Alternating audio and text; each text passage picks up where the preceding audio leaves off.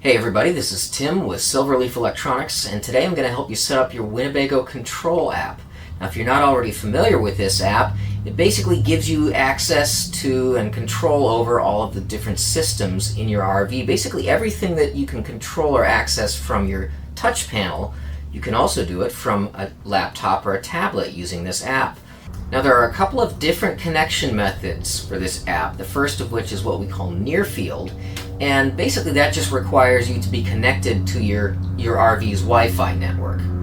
The second method is what we call far field, and that allows you to connect to your RV from anywhere in the world as long as you and your RV both have internet access. So in order to use the far field connection, we first have to install an active SIM card in our router so that it can have internet access. So we'll go through that right now. Now if you're a little on the short side like I am, you may want to get a stool for this part, because we're going to have to take this off of the mounting base on the ceiling.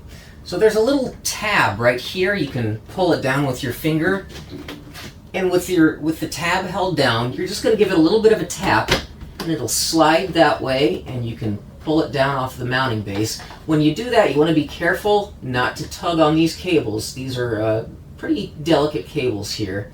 Now there are two things that we want to take a look at here. First is this label here. This has your Wi-Fi name and password on it. It would be a good idea at this point to take out your cell phone and snap a picture of that so that you can refer to it later. The second is the SIM card slot. You may have a different version of this router where the SIM card is actually more toward the center of the router.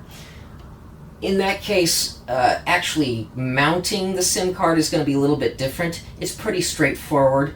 But the rest of the process is going to be all the same. So in this case, we've got our SIM card slot at the top of the circuit board here.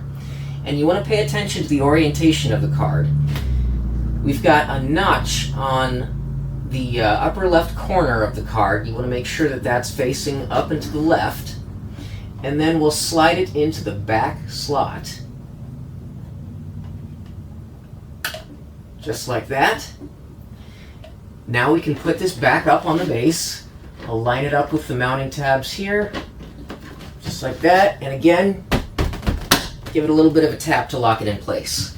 So now that we've physically installed that SIM card, we need to actually tell the router to use that SIM card for internet access. This part can be done on a tablet or a cell phone, but it's a lot easier to do it on a laptop just because you've got a little extra space to work with, you know, a full-size browser window here. So in the top of the browser window here in the address bar, I've typed in 10.11.12.1, which is the IP address for our router. And that brings up this login screen. So the username is going to be admin, password is also admin, all lowercase again. I'll click continue. So once we're on this screen, we'll change this from Wi-Fi to cellular and click select. It'll take a couple of minutes for it to change over. Okay, and it brought us back to this screen. Looks like everything worked.